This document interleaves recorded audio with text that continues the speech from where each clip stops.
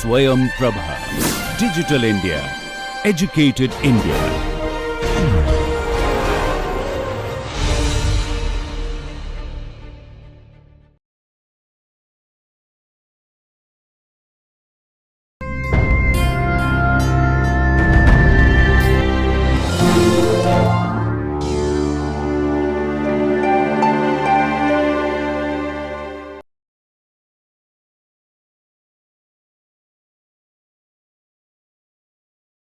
Hello everyone, welcome to today's lecture titled Did Women Have a Renaissance? This is a special lecture as part of the NPTEL course History of English Language and Literature. We've been discussing extensively and vastly about the Renaissance writings, and we've taken a look at the literature, culture and society in Renaissance England. We also noted that this was the golden period which inaugurated a very different style of writing and a very different cultural and religious identity for Britain. We also noted that this was an era which marked a significant shift of tendencies in various things related to literature, writing about culture, society, religion. You talk about anything, this was perhaps a most decisive era for changing all of those things. But if we recall our discussion of Renaissance England, what are the major things that come to our mind? We think about a whole lot of writers who were mostly men. We think about politicians, we think about the affairs of the state. We find that we remember that it was mostly a male space in spite of a female monarch ruling in between. There are also these socio-cultural spaces such as inns, taverns or theatres which are dominated by men as playwrights, as stage actors and even as audience. We also find the emergence of coffee houses also catering largely to a male public. So, we begin to note that there is a conspicuous absence of women throughout our discussion. We do not find any space being accorded by literary historians or theorists to the women writers, especially during the canonical discussion of literary history, which we had been having mostly in the previous sessions. So, some early writers had begun to theorize this and give a proper reason for these for the absence of women from these literary and cultural landscapes. It could be because of the low literacy rates, or maybe they did write but they were only available in manuscript, they did not get their works published, and hence it was not available for dissemination for popular consumption. Maybe these manuscripts were circulated only within a certain familiar and perhaps even limited to a familial circle, just meant for private consumption. And there is also a possibility that they only wrote non-canonical forms which excluded their writings from the canonical literary and critical surveys. Maybe they wrote only letters, diaries and private memoirs and journals. And also there was this possibility that a female author, on account of her gender, was more open to censorship and more open to more prone to be a victim of a lot of restrictions than her male counterpart. So, there could be these various reasons, and this leads us to ask this question: did women actually have a renaissance in this age which was celebrated for its secularism, for its free expression, for its artistic excellence and all kinds of good things which were to mark the period? The title of this lecture, Did Women Have Renaissance, is drawn from an essay with the same title by John Kelly Gadol, which was published in 1997. This was a very influential research. This was the result of a very influential and significant research work in which Kelly Gadol argued that women's historical experiences differ radically from that of men. And she also argued that the expansion of possibilities of options and worlds which were the hallmark of Renaissance period, these were open and available only for men. Women were completely excluded from this celebration of Renaissance, which happened not just in Britain but also in other parts of Europe.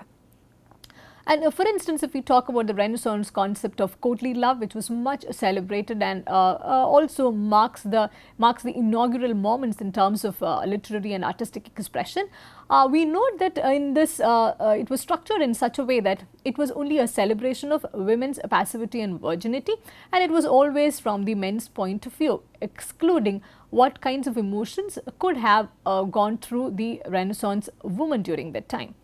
And this absence of women on the literary and cultural landscape of Britain has been the interest of scholars, researchers and historians since then. It has led to a plethora of writings on the same. Soon after, we find a number of research works trying to unearth the forgotten and the lost narratives of the Renaissance time, and also to foreground the women's voices and the presence of women writers of those times. It's also important for us to know what the status of women was during the Renaissance period. They obviously had no political rights, and this is in spite of a female monarch who ruled over them for quite some time. And they were not permitted to live independently. A woman living on her own was quite a rare thing during those times. The marriages were considered as mandatory because a woman had to stay under either the control of her father or later under the control of her husband. The sexuality of women were also heavily regulated and mediated. Any disobedience or any non-adherence to these principles could lead to severe kind of punishments, including death. Women's behavior during this time, we find it being used as an important instrument of social control as well. It ceases to be a private matter, and even the state and the society to a very large extent begins to interfere and take decisions on her behalf. If we look at the number of women who were executed during this time of Renaissance, accusing them of being witches, it's quite alarming. It's said that from between the time 1560 and 1770, approximately 30,000 women were executed. Many of them were burnt at stake, accusing them of being witches. So this was the status of women in an age which was celebrating all kinds of free and secular thinking and rational spirit. So did women actually have a Renaissance or not? What kind of educational facilities did women have during this time? Some of them had access to education, and those were the women who were mostly from noble families. But even when we talk about education, it's not in the way that a man had access to education. Women in general, irrespective of whether they hailed from a noble family or from a wealthy family, they were completely denied of any access to university education. The little education that they received, especially through private mostly through private tutors, it was only meant for preparing them for gender roles, for being a good daughter, for being a virtuous wife, or being a good or for being a very pious Christian woman who would also contribute to the growth of the nation. There were three virtues which were highlighted during this time, and these were the virtues which they were supposed to build if they had received education. It was chastity, silence and obedience. Now, we also begin to see that this is in stark contrast to the way the educated man was supposed to behave, and he was behaving during that time. We do find that there were many articulations of men who were iconoclasts, who were going against the grain of the times, and also men getting into a lot of controversial political, religious and other kinds of discussion and other kinds of lifestyle during this period. Women were completely excluded from all of these differing possibilities. It's said about this period that all the advances of Renaissance Italy, its proto-capitalist economy, its states and its humanistic culture worked to mold the noble woman into an aesthetic object, decorous, chaste and doubly dependent on her husband as well as the prince. So, whatever the women who were not part of noble families, they only were used as workforce. They were just trained to do the domestic chores which would be useful for the family. And whatever literature that was available during that time, there was hardly any literature written by women. There was only the availability of literature for women, and they were written by men. For example, there were a whole set of instruction manuals and conduct notes available for women, which were also supposed to make them more pious, virtuous and enable them to lead a Christian life. They were also taught to be mirrors of modesty and behave as monuments of chastity. Here's an example from one of the instruction manual, one such instruction manual which was quite popular during those times. If you could see through the contents of this book, which is titled which treats of unmarried young women. Here we find a lot of interesting instructions being given, including which writers to be read and which not to be read. We also find that there are a lot of instructions being given on how a woman should behave in public, and even certain very commonplace things as dancing are seen on behavioral, seen as part of behavioral norms and moral codes. So, this was a kind of very restricted, stifling life that women in general led during the Renaissance times. On this note, as part of this lecture, we seek to engage with a few women who are markedly different from the others and who also managed to do some bit of writing and some kind of personal articulation during their lifetime. Most of these works were unearthed only at a later point of time. Only a few of them have found their way into the canonical literary history, criticism and other kinds of institutional forms of literature. Mary Sidney is perhaps the best known among them. We also spoke briefly about her in the context of Sir Philip Sidney, who was her brother, and her claim to fame also rests on account of her being born into such a privileged family. She also had access to a lot of learning, writing. She also was part of a family who was fairly forthcoming and progressive during those days. And she's also listed as one of the canonical writers alongside with Sidney, Spenser and Shakespeare. But her case is only an exception, we begin to note. Her most important work was Antonius, and she also had translated Petrarch's Triumph of Death. And but she is best known for her lyric translation of the Book of Psalms.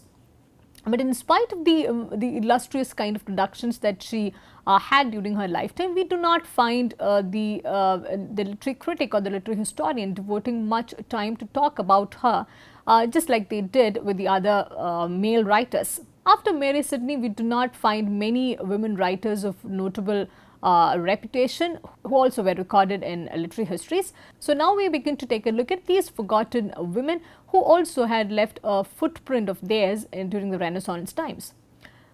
The first and most important of them is Anne Askew, who lived from 1521 till 1546, and at least in some of these cases the dates of their birth and their death, it's also a matter of conjecture because the actual documents were not available. Anne Askew was a poet, and more importantly she was a Protestant even before England had completely turned Protestant. She was therefore also condemned as a heretic, and even before that her marriage also was quite a struggle for her. She was thrown out of her home by her Catholic husband for practicing Protestant faith.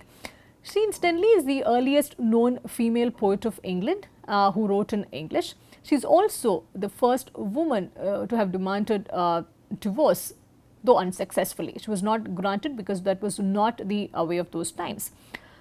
She was very brave in the sense that she preached her faith in London, and for this she got arrested in May 1546, and she was cruelly tortured in the Tower of London, to such an extent that there are accounts which prove that her hips, joints, knees and ankles were dislocated.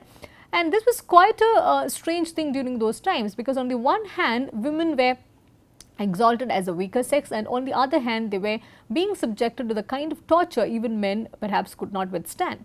By June 1546, we find her getting convicted of heresy for practicing Protestant faith, and she is also condemned to be burned at the stake. This is only perhaps an irony that at a later point of time England again goes back in time and tries to persecute people who were practicing the Catholic faith, and also completely excludes a Catholic from all kinds of offices, including the throne.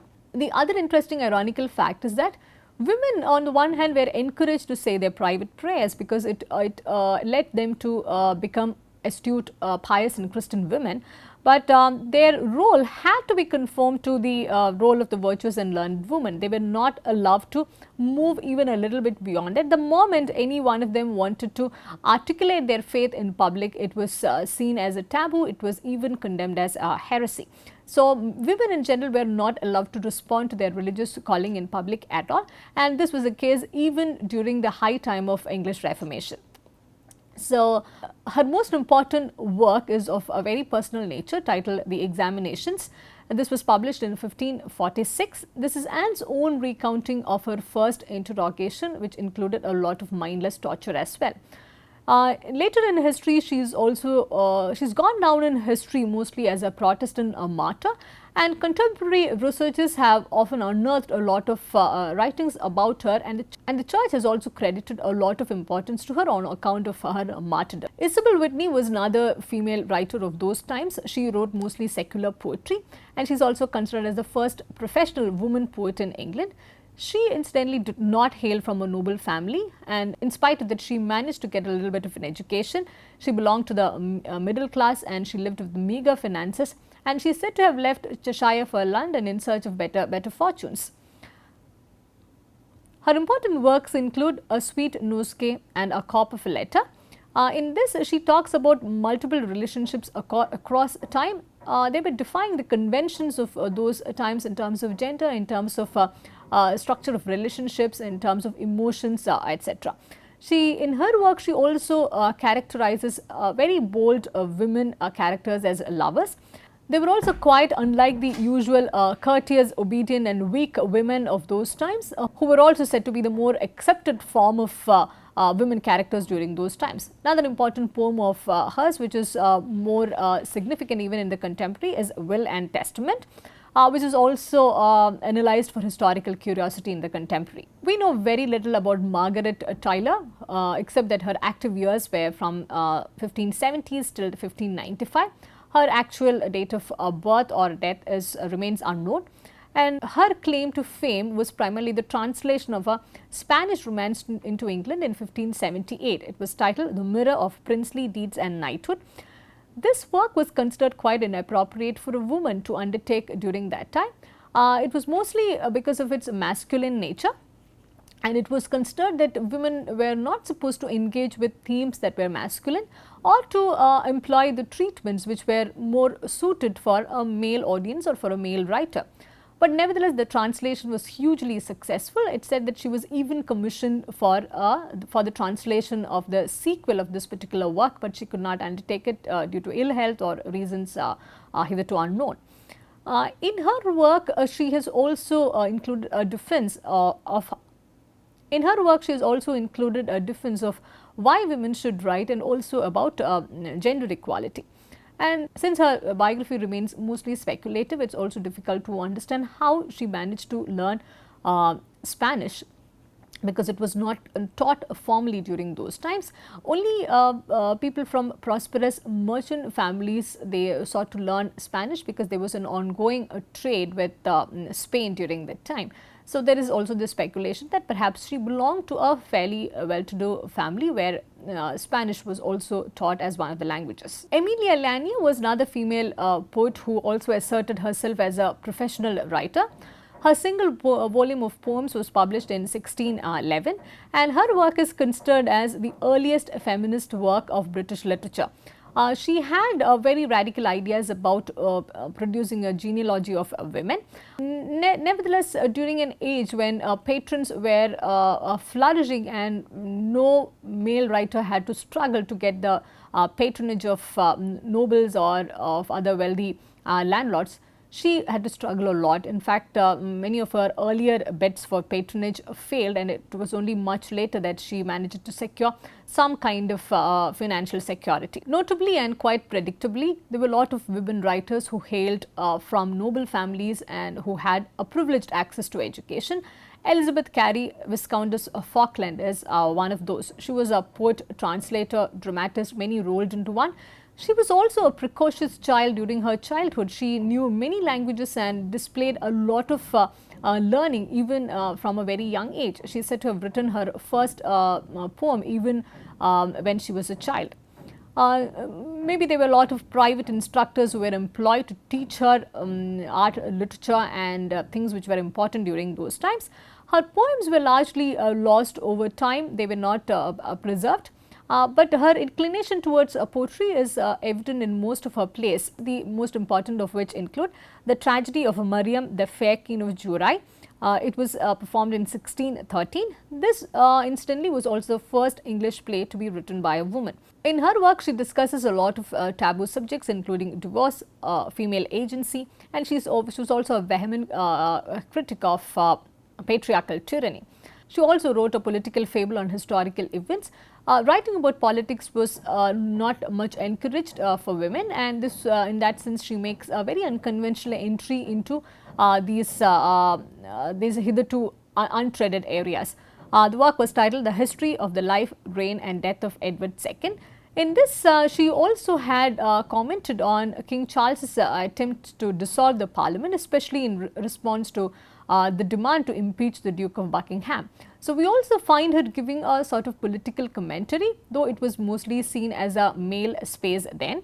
She also had critiqued the idea of favoritism and also displayed through many of her works how this could lead to disastrous outcomes for a nation. Lady Mary Wroth also belonged to a very privileged and distinguished literary family, and Sir Philip Sidney, Mary Sidney, etc. were part of this family, and in that sense she also had a very privileged upbringing and education. Her most important work is The Countess of Montgomery's Urania. This is also the first extant prose romance by an English woman. This also dealt with controversial themes such as gender. It's very interesting to know that even the mention of gender or any kind of gender equality was considered very controversial, and the woman was always condemned for articulating these sort of commonplace ideas. It was said about her that by acting against the accepted ideals of established patriarchy, she was calling her own moral character into question. It's quite interesting to note that even during the Renaissance times, when a man spoke about equality or when a man spoke about access to education, it was seen as a very secular and perhaps the most appropriate thing to do. But a similar kind of articulation from a woman only led to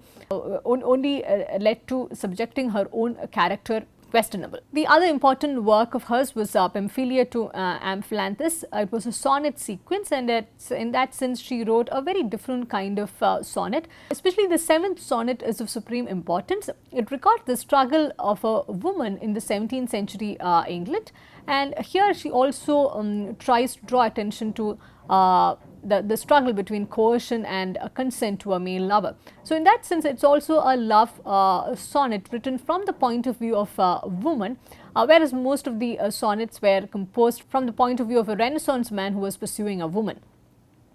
Her pastoral closet drama was titled Love's Victory. Her personal life was also quite a struggle. Her husband, Sir Robert Wroth, dies quite early, leaving her to a lot of misfortunes. And after that, there were these alleged relationship. There was this alleged relationship that she had with William Herbert, who was also a favorite of Queen Anne. And this is said to have led to a lot of personal animosity and a lot of struggles for her, and it's said that she faced major financial difficulties towards the end of her life, and she also died in obscurity. Summing up the availability and the possibility of women's voices in the city during the Renaissance times, it's very important and perhaps alarming also to note that when we survey a few writings from Anne Askew to Mary Wroth, that's about 5 generations of writers during the Renaissance time, we have only a handful of women writers to talk about, whereas there are hundreds of male writers, male artists, male politicians, and all kinds of eminent personalities that have traversed through the Renaissance times only in England. And this is quite an alarming kind of paucity. But this is even more interesting that in spite of a female monarch ruling over England, at least for a brief time, this did not change the ground rules much for the ordinary people. And one of the French women writers that we took a look at during our discussion of the medieval times, it's important to recall her at this point. Christine de Pizan, in her work The Book of the City of Ladies, she shared a vision of women building their city. So, this was a celebrated work in France, and also the translations were hugely popular even in England. So, the Renaissance times, at least partially, perhaps they began to see a wish fulfillment of de Pizan, who dreamt of a time when women will begin to build a city in terms of its literature, its culture, and its general value system. So, with this positive note, we try to wind up this lecture. also drawing attention to the various possibilities that exist when we begin to look outside conventional literary histories and conventional literary critical practices. Thank you for listening, and we look forward to seeing you in the next session.